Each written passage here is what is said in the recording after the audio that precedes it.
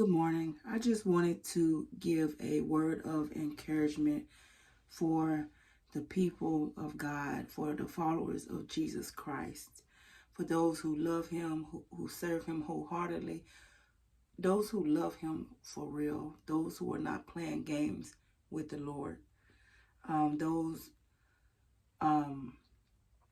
There was a time when the Lord gave this word to me for myself because I had went to Him in prayer and I asked Him a question. I used to work in a restaurant as an assistant manager, and one day we had some people that came in, and it was clear that they had money, that they were wealthy, and they had snotty attitudes. And when the when they were waiting on their food, they were very rude to my employees, to my staff. The food was taking too long for them. So they did this thing where they was just staring over the counter with them, trying to intimidate them. And, I had to let them know that they could have a seat and that we would bring their food to them. Um, but it really, really did bother the staff. So I went home that day and I prayed and I asked the Lord, why do people act like this? Why do people think that they are people who don't work in food service think they are above the people who do work in food service, or people who have jobs that they think are beneath what they are doing. So that night, the Lord gave me a dream, and in that dream, I was standing at the drive-thru, and there was someone that was passing by. That was coming through the drive-thru to get their food, and instead of me handing them their food, they handed me. It was a diamond, a big diamond that was wrapped up in a black cloth, and the person handed it to me. And as the person was handing it to me, the Lord spoke to me, and He said, the wealth of the wicked is laid up for the just. So to interpret that dream, it's a not a big interpretation from it. It's very simple. The black cloth represented that the diamond was represented. The black cloth that the diamond was in. It represented evil, wickedness, and the diamond represented the wicked's wealth. But I said that to say this, that, even though at that time, I had that dream about 10 years ago, that dream was for me to answer a question for me. But the Lord has brought it up on my heart to share this dream with people and to let you all know that, yes, we are coming up on hard times. People are living paycheck to paycheck. There's people out there who make, what we would consider really good money and are still living paycheck to paycheck. And there's people out there that are getting discouraged. But the Lord wants us to know that the wealth of the wicked is laid up for the just. And we have to go through these things to receive this wealth. This is the beginning of the wealth transfer. We're going to have to go through something before we get it. And the reason why we're going through the things we are, where, some of us may not be able to pay nothing but for our needs and not able to do the things we want. There may be times, there used to be a time where, some of our paychecks would get us a long way where we could do the things we wanted and the things that we needed. But this thing has to happen in order to get to those who are at the top, who think that their kingdoms are not coming down, because they are. Because the Lord sees the wickedness that they are doing to His people. He sees everything that they are doing behind the scenes, and they think they are getting away with it, but the Lord sees everything, and he is about to vindicate his people.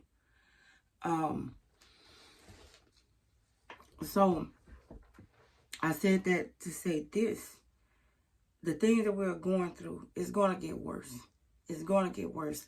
We have to be put in a position to where we can continue to help them to gain the wealth that they are getting. It's kind of like when, you may be helping a friend out, and you may be giving them money to help them with things, and God may cut you off. He might cut your finances off, so you can't help that person anymore, because he doesn't want you to help that person anymore, because he doesn't want that person to be dependent on you. So this is pretty much the same thing. So we're going to go through some stuff that we're only going to be able to take care of our needs. We're going to start figuring out how to do things on our own without having to give these people our money, just so we can have money in our pocket. So we the ones that are below what everybody calls the 1%, we are the ones who make them wealthy, because we are the ones who are consuming their products. So if we're not able to give to them, guess what? It's going to affect them also. They're going to start going through things, the same things that we're going through. They're going to be able to experience not having money, not having enough. They're going to be experiencing lack. But the difference between us and them is the Lord take care of his own. So I came to say to hold on. The Lord wants us to hold on and to wait. Don't get discouraged. Don't get dismayed. But know that the God's promises always come to pass. He is not a man that he should not lie. So wait for the promise and hold on and pray, and ask God for wisdom to and strength to make it through these times. It's not going to get easy. We're going to have to go through the bad before we get to the good.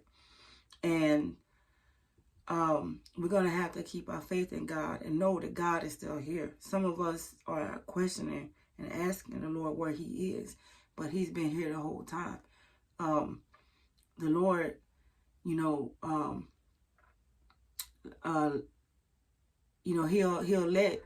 let the people grow and think they're getting away with things.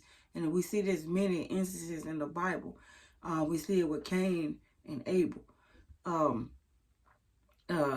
Cain thought he was getting away with something, because when he killed Abel, God told him that he would be a fugitive and he would be a vagabond for the rest of his life. And Cain was like, well, don't let me be a vagabond or a fugitive, because the people will kill me. And God told me, no, I'm not gonna let the people kill you. And he told his angels, don't let anybody kill Cain. And Cain, he was quite blessed. He was able to see his grandchildren, great-great-grandchildren, and he was quite fruitful. But what happened to Cain is that one of his descendants later on, years and years down the road, killed Cain. So the vengeance